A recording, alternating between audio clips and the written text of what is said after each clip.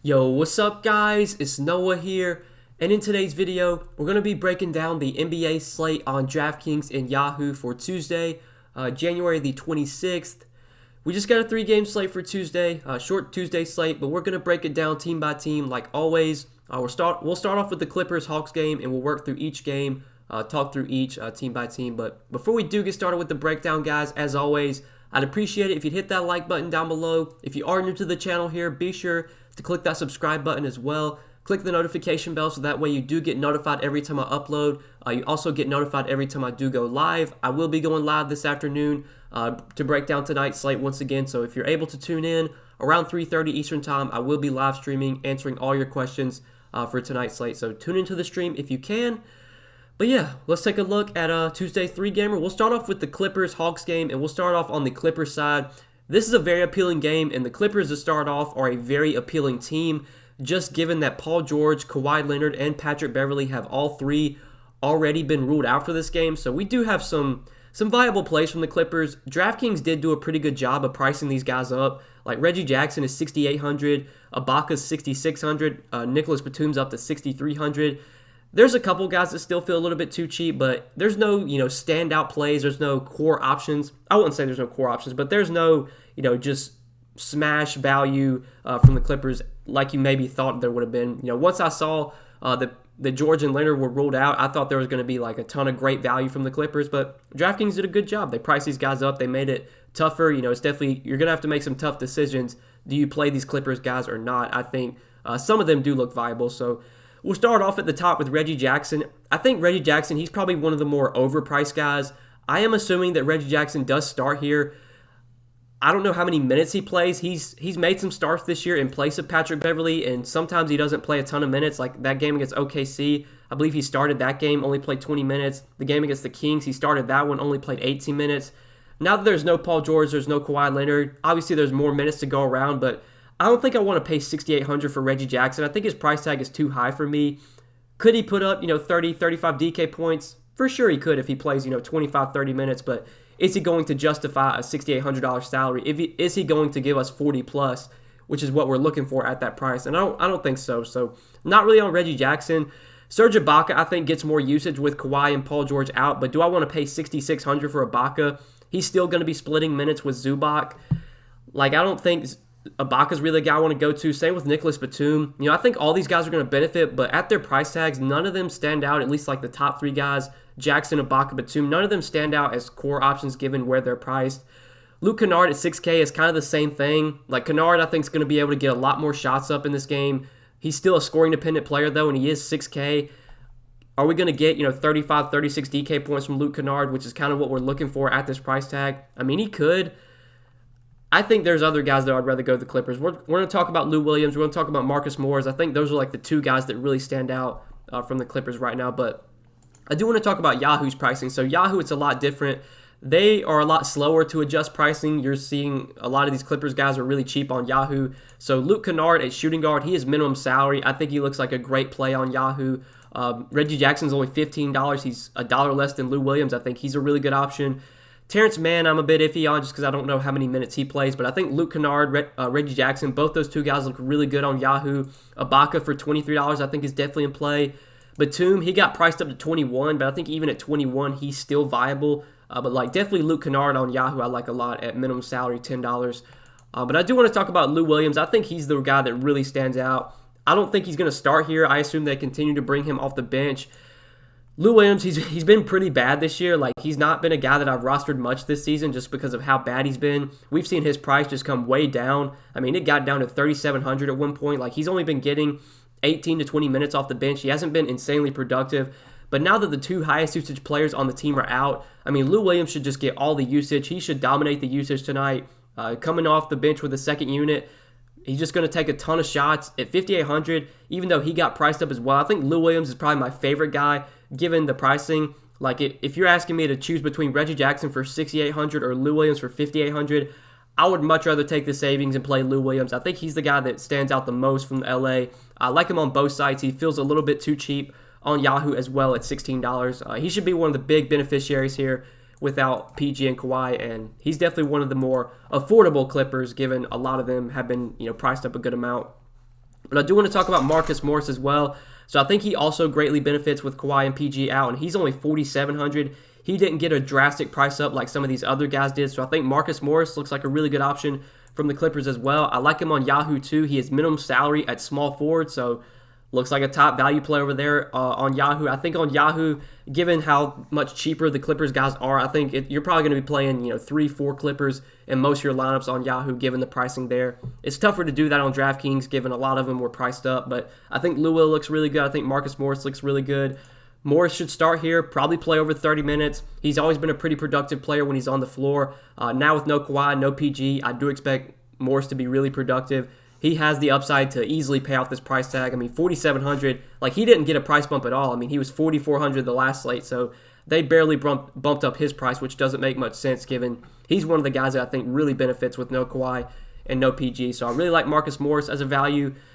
But like Zubac, I don't think really benefits. I mean, he should get more usage, but do I want to play Zubac off the bench for 4,900? He's still going to be splitting minutes with Ibaka, so I don't really like him that much.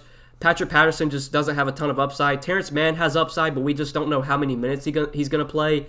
I mean, if you tell me Terrence Mann's going to play like 24, 26 minutes, and I have a lot of interest in him, but I just have no idea if that happens. I think you can take a shot on him and just hope the minutes are there because the upside is there if he does get minutes. I don't mind him, but that's really it for the Clippers. I think on DraftKings, the guys that really stand out are Lou Williams, Marcus Morris. And if you want to take a shot on Terrence Mann, I don't mind him, but like given Jackson, Ibaka, Batum, Kennard, all of them have been really priced up.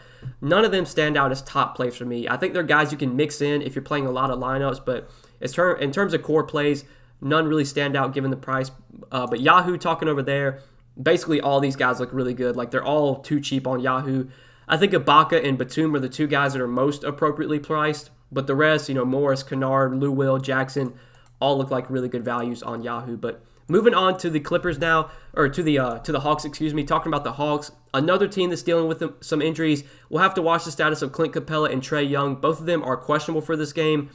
If they both play, which I think is probably the likely scenario here, if they both play, I think they're viable. Not Capella. At 9,400, I don't think I can pay that price tag for Capella. I know he's been awesome lately, but still, this is a guy that I don't expect to put up 50, 60 DK points every night. And at 9,400, that's what you're looking for. So don't really want to go to Capella even if he plays. On Yahoo, though, I think Capella looks like a better option there because he's not as expensive. $38. And given all the value from these Clippers guys on Yahoo, I think I'd be a lot more likely to play Capella on Yahoo rather than DK. But Trae Young, I like a lot on both sides, assuming he does play here. 9,100, that's not too expensive for Trae Young, especially now that the Clippers are going to be missing their two best defenders. I mean, it does become a much better matchup for Young. This game should stay close as well.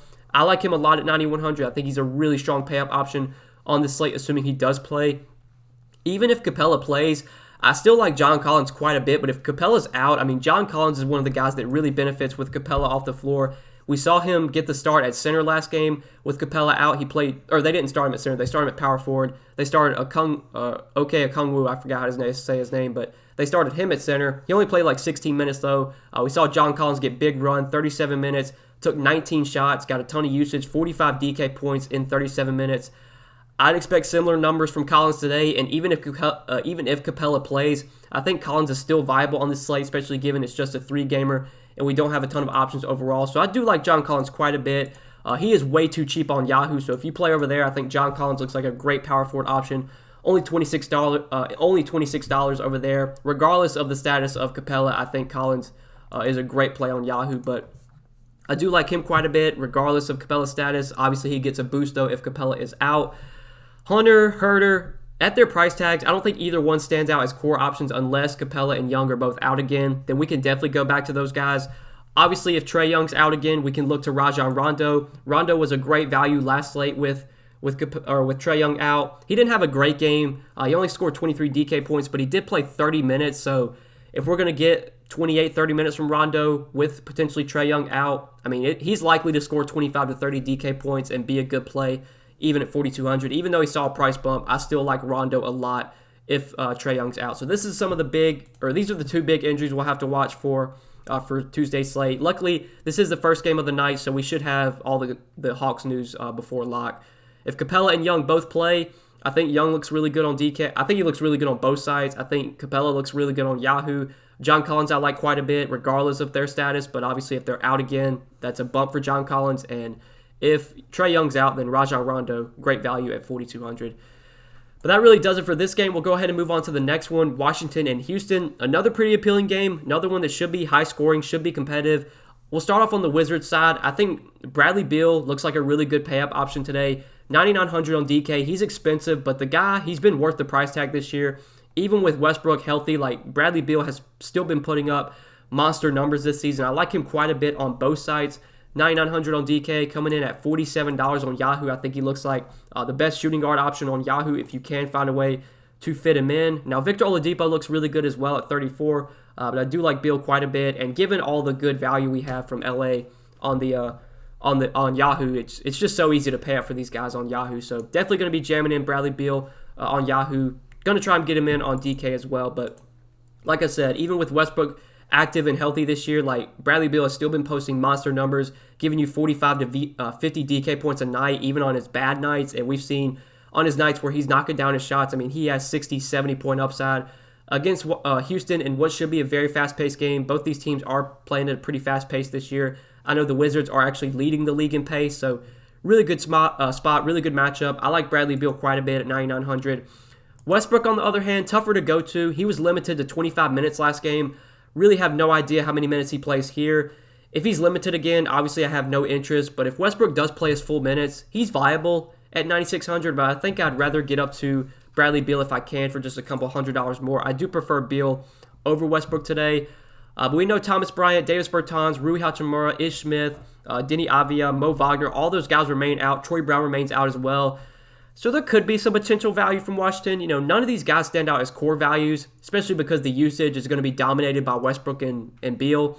But like Robin Lopez, he's fine. He's going to play probably 25, 26 minutes. I mean, he could give you 28, 30 DK points in that time in a good matchup, but I don't love Robin Lopez at his price. Garrison Matthews got a ton of minutes off the bench. I think he likely gets pretty good minutes off the bench again if Ish Smith is out. So if Ish Smith remains out, I think Garrison Matthews is viable at 4,200. You could look there. Raul Neto. So Raul Neto was questionable last game and he missed.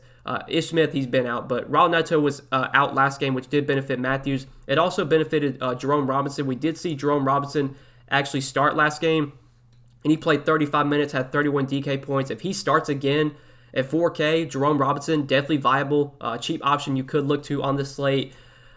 Really, he's probably my favorite value from the Wizards. I don't love anyone else. I mean, Alex Len, he got 20 minutes backing up Robin Lopez last game, had 20 DK points.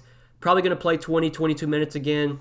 You could take a shot on him in tournaments and just hope he has a big game in that time. But really, in terms of core options from Washington, it's definitely Bradley Beal for me, Jerome Robinson if he starts. And if Westbrook's not limited, I think he's viable as well. But mainly Beal and Robinson I like the most from Washington. Obviously, the status of Raul Neto is pretty important because it does impact guys like Matthews, Robinson, some of these cheaper guards that are going to play pretty good minutes if he's out. But let's go ahead and move on to the Houston side in this game. So on Houston, another injury to watch is Christian Wood. Right now, he's doubtful. I don't think he's going to play, so he's expected to be out, but I guess that will be something to monitor.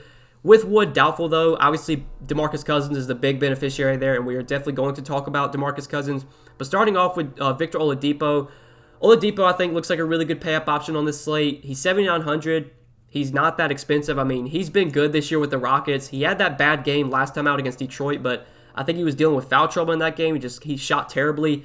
Like, the upside has definitely been there for Victor Oladipo. Now that John Wall is healthy and playing, I think that does impact Oladipo a little bit. In that Detroit game, John Wall actually did not play that game, so we'll have to wait and see here. I mean, we don't exactly know what Wall's minutes are going to look like. Like, he was limited last game. He only played 21 minutes, had 19 DK points. He was terrible. That was one of my big whiffs last slate. I played John Wall, which obviously did not work out. But if John Wall is full go, I think he looks appealing, and obviously if he's full go, that hurts Oladipo a little bit, but I would still have interest in Oladipo because I think the usage is going to be dominated by those two guys. But if John Wall's full go at 6,900, he looks really appealing because when he's playing 33, 34 minutes, especially with no Harden on the team anymore, without Christian Wood, the usage should be there for John Wall, and he should be productive when he's on the floor. We'll have to keep an eye on his minutes, but if he's not limited, I like John Wall quite a bit at 6,900. He is definitely too cheap for this excellent matchup against the Wizards. Eric Gordon, his price has come way up to 6,700. Now that John Wall and Victor Oladipo are both healthy, I don't have much interest in Gordon. I would much rather play Wall if he's not limited, and I would much rather play Victor Oladipo. But DeMarcus Cousins, even though his price is coming up, even though he's up to 6K, I think he still looks like a great option on this slate. 6K on DK, coming in at $25 on Yahoo. Cousins is once again, probably my favorite center play on the slate. And I know, the price just keeps climbing, but it's not climbing fast enough. Like when he's playing 30, 32 minutes a night, which is what he's getting right now with Christian Wood out, this is going to be a guy that puts up 40 plus DK points a night when he's playing over 30 minutes. He's so productive when he's on the floor. He does everything. He scores, he rebounds, he gets assists. He gets defensive stats too. And in that game against Detroit, he shot 2 for 16, literally couldn't make a bucket, and he still had 36 DK points because he had 15 rebounds and 7 assists. Like, he's going to most likely double-double. He's probably going to give you some assists. He's going to get some blocks. He's likely to pay off this price tag once again. Even though the price is up, I still think DeMarcus Cousins is a great play on this slate once again, and at 6K, he's going to probably smash that price point. He's probably going to give you 40-plus DK points, especially in a great matchup against the Wizards. I mean, fast-paced game. Wizards are one of the worst defensive teams in the league. I mean, you could not ask for a better spot for DeMarcus Cousins. So I love him once again on this slate, assuming that Christian Wood is out, which seems likely given Wood is doubtful. DeMarcus Cousins, great play once again. But these value options from Houston, I really don't have too much interest in. They've all kind of gotten priced up. Plus, Daniel House is back, so really from Houston, for me, it's Oladipo, it's John Wall if he's not limited, and then it's DeMarcus Cousins. Given where Eric Gordon's been priced up to, I don't have much interest in him on this slate, and none of these cheaper guys stand out either. So we can go ahead and talk about the late night game, the Knicks and Jazz. I mean, this game is just not appealing at all. I don't expect to have much exposure to it, really much at all on this slate. I think a lot of my exposure is going to come to the first 2 games of the slate. But we'll start off on the Knicks side. I think Julius Randle does look appealing just because he's such a productive player when he's on the floor. He has so much upside now that he's getting big minutes on a nightly basis. It's tough to go to him on Draftkings, but I think on Yahoo, he does look very appealing on Yahoo, just given there's so much value there. Given all these Clipper guys are so cheap, I mean, you'll be able to pay up for probably 2-3 studs on Yahoo. So for $42 at power forward, I could see jamming in Julius Randle just because of all the value we do have on Yahoo. I could see playing him there, but really not much interest in anyone on the Knicks from like DK pricing. I think Randle for tournaments makes sense as a low-owned option with upside. I think Alec Burks does make sense if he starts again. He did start last game and played 27 minutes, had 32 DK points.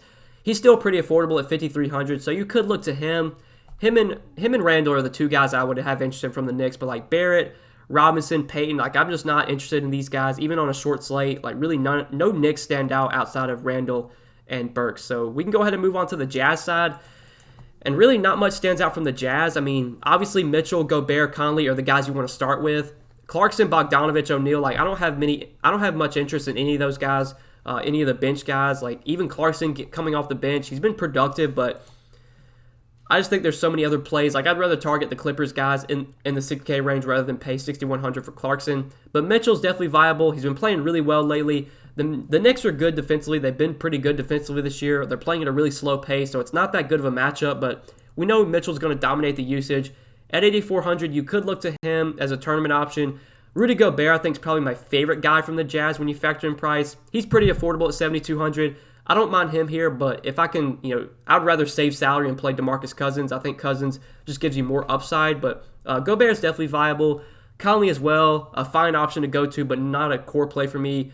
Really, this game as a whole is just, it's gross. Like, I don't really like much from this Knicks-Jazz game. Probably going to be a full fade. If not, I'll have, minimal exposure on both sides. So that really does it for this short 3-game slate. I hope you guys did enjoy the team-by-team breakdown. Hopefully it did help. If you did enjoy, guys, hit that like button before you get out of here. Hit the subscribe button as well.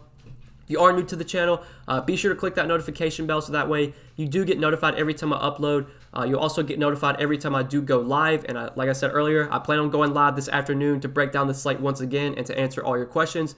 So if you are able to tune in around 3:30 Eastern Time, I will be live for tonight's slate. But yeah, best of luck tonight, guys. Hope you enjoyed the video. Hit that like button, hit the subscribe button. Check out my exclusive content on Patreon, which is linked down below in the description if that does interest you.